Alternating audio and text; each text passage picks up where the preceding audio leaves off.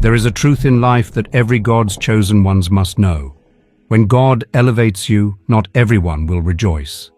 Some will secretly harbor hatred in their hearts because God chose you. There is a spiritual battle that wages around God's chosen ones. When heaven singles you out for blessing, the enemy immediately dispatches agents to derail your destiny. These agents often come disguised as friends, family members, and even fellow believers. They smile to your face but secretly despise the favor of God upon your life. In today's world where pretense is common and authenticity is rare, you must develop spiritual discernment to recognize those who secretly resent your anointing. You need divine wisdom to identify those who are silently angry because heaven has marked you for greatness. If this message speaks to your spirit, type "I am discerning" in the comments to declare your readiness to receive this revelation. Without further delay, let's dive into the 5 undeniable signs that someone secretly hates that God chose you. Sign number 1. They minimize your victories but magnify your mistakes. The first sign that someone secretly resents God's choice of you is that they have a peculiar way of responding to your life's events. When you experience a breakthrough, they minimize it. But when you make the slightest mistake, they magnify it beyond proportion. Listen carefully. God's chosen ones face this subtle attack more than others. When Moses led the Israelites out of Egypt, his own sister Miriam and brother Aaron spoke against him. Numbers 12:2 tells us, "Has the Lord spoken only through Moses? Hasn't he also spoken through us?" They couldn't celebrate Moses' unique calling, but instead questioned his position. Notice their reaction. They couldn't rejoice in Moses' divine appointment because they were consumed with jealousy. The anointing on Moses' life threatened their position, so instead of celebrating his success, they began criticizing him. These people will hardly acknowledge your achievements. When God blesses you with a promotion, a new home, or a ministry breakthrough, they'll say things like, "Well, you got lucky," or "Anyone could have done that if they had your advantages." They diminish the significance of your blessing, trying to strip away the divine element of what God has done in your life. But watch what happens when you make a mistake. Suddenly, they become amplifiers. A small error becomes a major catastrophe in their eyes. They'll make sure everyone knows about your failure, often exaggerating the details to make you look worse. Did you hear what happened with them? I'm not surprised, considering their character. Why do they do this? Because your victories confirm God's choice of you, and that's what they resent. Your mistakes, on the other hand, give them an opportunity to question God's discernment. If God really chose them, why would they fail like this? Remember the story of Ishmael and Isaac in Genesis 21. When Isaac was weaned, Abraham held a great feast to celebrate. But verse 9 tells us that Sarah saw Ishmael mocking Isaac. Ishmael couldn't celebrate Isaac's special position as the child of promise. Your dreams threaten those who secretly resent God's favor on your life. Chosen ones, understand this pattern. When someone consistently downplays your successes but highlights your failures, they're revealing their hidden resentment toward God's choice of you. Their responses aren't balanced because their hearts aren't pure toward you. They're secretly hoping you'll fail so they can justify their belief that you aren't really chosen after all. Sign number 2. They compete with you in areas. God has clearly blessed you. The second sign that someone secretly resents God's choice is unwarranted competition. They specifically target areas where God has visibly blessed you, trying to outdo you or prove they're just as blessed, if not more blessed, than you are. This isn't healthy competition that spurs growth. This is spiritually motivated rivalry aimed at discrediting your anointing. In the Bible, we see this with Korah's rebellion against Moses in Numbers 16. Korah wasn't content with his own Levitical duties. He specifically challenged Moses' leadership, the very area God had clearly anointed Moses. Korah said to Moses, "You have gone too far. The whole community is holy, every one of them, and the Lord is with them. Why then do you set yourselves above the Lord's assembly?" He wasn't merely suggesting an alternative leadership structure. He was directly attacking Moses' divine appointment. These people cannot stand to see you excel in your area of anointing. If God has blessed you with a teaching ministry, they'll suddenly develop an interest in teaching, often trying to correct or outshine you. If God has given you a successful business, they'll start a similar venture, not because they have a passion for it, but because they can't bear to see you succeed where they haven't. What makes this competition particularly revealing is its targeted nature. They don't compete with you in every area, just the ones where God's blessing is most evident. If you're known for your generosity, they'll make sure everyone knows when they give. If your worship leadership is touching hearts, they'll find reasons to critique your style while promoting their own. This behavior stems from a heart that questions, why them and not me? Instead of recognizing that God's gifts differ for each person, they believe your blessing somehow diminishes their own worth. Their competition isn't about excellence, it's about undermining God's choice. Look at how Haman in the book of Esther couldn't stand Mordecai's favor. Esther 5:13 reveals Haman's heart. But all this gives me no satisfaction as long as I see that Jew Mordecai sitting at the king's gate. Haman's entire focus became destroying the person who had favor that he coveted. His competitive spirit wasn't about position, it was about resenting another's divine elevation. Chosen ones, when someone consistently tries to outdo you specifically in your areas of blessing, recognize what's happening in the spiritual realm. They're not competing with you. They're competing with God's decision to favor you in that area. Their rivalry reveals their resentment toward heaven's choice. Sign number 3, they isolate you from others who celebrate your calling. The third sign, someone secretly resents God's choice of you, is their subtle efforts to isolate you from people who genuinely celebrate your anointing. They understand a powerful spiritual principle: isolation precedes destruction. In the spiritual realm, those who resent your calling know that you draw strength from connections with people who affirm God's work in your life. So they work diligently to sever those relationships, often through gossip, misrepresentation, and creating unnecessary division. We see this tactic in the Bible with Sanballat and Tobiah when Nehemiah was rebuilding Jerusalem's walls. In Nehemiah 6:13, we learn their strategy. He had been hired to intimidate me so that I would commit a sin by doing this, and then they would give me a bad name to discredit me. They sought to isolate Nehemiah from his support system and ruin his reputation among those who believed in his mission. These people operate similarly in your life. They'll say things like, "Did you notice how that person was treating you differently? I think they're jealous of your blessing." They plant seeds of doubt about the very relationships that strengthen you. They'll misrepresent your words to others. You know what they said about you the other day? Creating unnecessary friction between you and your supporters. They'll stir up misunderstandings and then position themselves as the only ones who truly understand you. Notice how they rarely criticize you when you're in a group that celebrates your anointing. Instead, they wait until they have you alone. Then they plant doubts. Don't you think the pastor is giving you these responsibilities just because he feels sorry for you? Or, "I'm concerned that people are only supporting your ministry out of obligation, not because they see God's hand on you." Their goal is clear: to disconnect you from the community that recognizes and nurtures God's call on your life. When those connections are weakened, they know you'll be more vulnerable to discouragement and doubt. Remember how Job's wife told him to curse God and die, Job 2:9, during his suffering.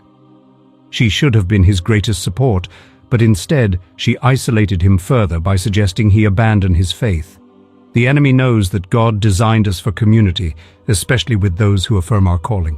Chosen ones, when someone consistently attempts to separate you from people who celebrate God's work in your life, recognize their true motives. They're not protecting you. They're isolating you. They don't hate your supporters. They hate that your supporters can see what God is doing in you. Sign number 4, they question your worthiness and highlight your past. The fourth sign, someone secretly resents God's choice of you, is their persistent questioning of your worthiness by highlighting your past. They simply cannot accept that God would choose someone with your history, your background, or your former failures. These individuals appoint themselves as gatekeepers of God's favor, establishing standards that even they couldn't meet. They look at your past and decide you don't qualify for the blessing God has given you. While God says, "I've chosen them," they respond, "But do you know where they've been?" In John 9:34, we see this attitude clearly displayed when religious leaders confronted the man Jesus had healed. "You were steeped in sin at birth. How dare you lecture us?" They couldn't deny the miracle, so they attacked the man's worthiness to receive it. They essentially said, "Someone like you doesn't deserve this blessing." These people will constantly remind you and others of who you used to be. Isn't that the same person who used to? They'll bring up your past mistakes, your former lifestyle, your previous failures, not because they're concerned about accountability, but because they're troubled by your elevation. They disguise their attacks as righteous concern. "I'm just worried that they haven't really dealt with their past issues." Or they'll say, "I'm not sure someone with their background should be in that position." Their words sound spiritual, but their motivation is resentment toward God's choice. Notice how they rarely extend this same scrutiny to themselves or to people they favor. Their standard of worthiness is selectively applied, rigorous for you, lenient for others. This inconsistency reveals that their issue isn't really with qualification. It's with God choosing you specifically. Consider how the people of Nazareth responded to Jesus in Matthew 13:55-57. "Isn't this the carpenter's son? Isn't his mother's name Mary? Where did this man get this wisdom and these miraculous powers?" And they took offense at him. They couldn't reconcile Jesus' humble origins with his extraordinary anointing. Their familiarity with his background blinded them to his divine appointment. Here's a profound truth. God's choice of you was never based on your perfection, but on his purpose. He didn't choose you because you were flawless. He chose you because you fit into his divine plan. He doesn't call the qualified. He qualifies the called. When Jeremiah was called as a prophet, he objected based on his youth and inexperience. But God told him in Jeremiah 1:5, "Before I formed you in the womb, I knew you. Before you were born, I set you apart. I appointed you as a prophet to the nations." God's calling superseded Jeremiah's perceived limitations. Chosen ones, when someone continuously questions your worthiness by highlighting your past, recognize that their issue isn't really with you. It's with the God who chose you, despite knowing everything about you. Their resentment isn't toward your imperfection. It's toward God's sovereign right to choose whomever he wishes. Sign number 5. They rejoice when challenges arise in your calling. The fifth and perhaps most revealing sign that someone secretly resents God's choice of you is their subtle jubilation when you encounter obstacles in your calling. While their words may express concern, their spirit betrays a sense of vindication when you face setbacks. These individuals have been waiting for evidence that God made a mistake in choosing you. So when difficulties arise, as they inevitably will for every chosen vessel, these people experience a hidden satisfaction. "See, I knew they weren't really chosen for greatness. I knew God's hand wasn't really on them." In the book of Job, we see this attitude in his friends. Initially, they came to comfort him, but as his suffering continued, they began suggesting that his calamities proved God was punishing him. They couldn't reconcile Job's righteousness with his suffering, so they assumed his suffering disproved his righteousness. These people will be the first to point out problems in your ministry, business, or calling. Have you noticed their numbers are declining? Or, "I heard they're having financial difficulties in their project." They present these observations as concerns, but their spirit communicates something entirely different. Relief that your calling is being challenged. They'll offer help during your struggles, but their assistance comes with subtle reminders of your inadequacy. Maybe this difficulty is God's way of showing you that you've misunderstood his calling. Their counsel doesn't strengthen you. It undermines your confidence in God's choice. What makes this behavior particularly telling is their selective concern. They don't respond this way to everyone's challenges, just yours. When others face similar obstacles, these same individuals offer genuine encouragement and express confidence that God will see them through. But when it's you, there's a different energy behind their words. Remember how Shimei responded when King David was fleeing Jerusalem during Absalom's rebellion? In 2 Samuel 16 verse 8, Shimei came out cursing David and throwing stones at him, saying, Get out, you murderer, you scoundrel.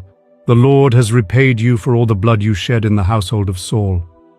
Shimei rejoiced in David's moment of crisis, interpreting it as divine judgment rather than divine testing. There's a spiritual principle at work here.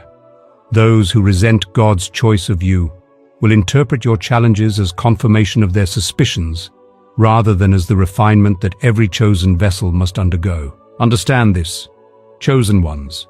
The very obstacles they hope will disqualify you are often the very means God uses to prepare you. Noah faced ridicule while building the ark. Elijah fled into the wilderness before his greatest victories. Daniel was thrown into a den of lions before his promotion. When someone secretly rejoices at your struggles, they reveal their fundamental misunderstanding of how God works with his chosen vessels. They don't understand that in God's economy, challenges don't disprove your calling, they confirm it. Now that you can identify those who secretly resent God's choice of you, how should you respond to them? Should you confront them? Avoid them? Try to win them over? First, understand that their issue isn't primarily with you, it's with God. In Exodus 16:8, when the Israelites grumbled against Moses and Aaron, Moses told them, "You are not grumbling against us, but against the Lord." Similarly, those who resent God's choice of you are ultimately expressing dissatisfaction with God's decision. Therefore, your first response should be prayer, not just for yourself, but for them. Like Stephen, who said, "Lord, do not hold this sin against them," as he was being stoned, Acts 7:60. Recognize that many who oppose you don't fully understand the spiritual dynamics at play. They don't realize they're fighting against God's anointing. Second, maintain your integrity. Don't give them legitimate reasons to question God's choice. When Nehemiah faced opposition while rebuilding Jerusalem's walls, he maintained his integrity and focus. He said in Nehemiah 6:8, "Nothing like what you are saying is happening. You are just making it up out of your head." Your character must remain above reproach. Third, continue fulfilling your calling regardless of their resentment. When Paul and Silas were imprisoned for preaching the gospel, they didn't abandon their calling. Acts 16:25 tells us they were praying and singing hymns to God even in their chains. Don't allow others' resentment to distract you from your divine assignment. Fourth, guard your heart against bitterness. It's natural to feel hurt when people you care about resent God's blessing on your life.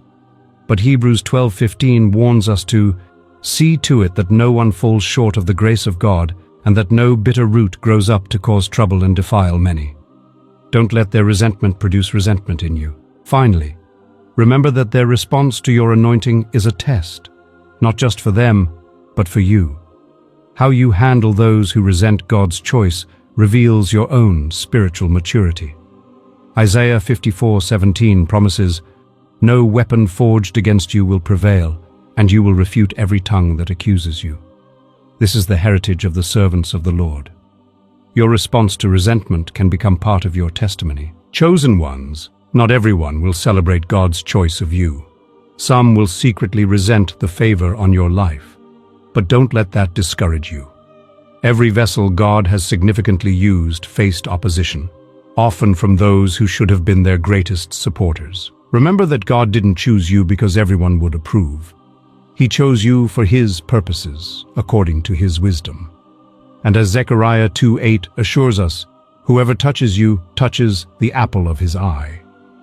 God takes personally any opposition to those He has chosen. Stay focused on the one who chose you, not on those who question His choice. Let God vindicate you in His time. And know this, the very resentment you face today confirms the authenticity of your calling. The enemy wouldn't waste resources opposing you if God hadn't marked you for something significant. If this message has strengthened your resolve to fulfill God's calling despite opposition, type, "I will stand firm" in the comments. Like and share this message with someone who needs encouragement today. Remember, your greatest days are not behind you. They're still ahead. Stay faithful to your calling and watch how God confirms His choice of you in ways that leave even your critics in awe of His wisdom.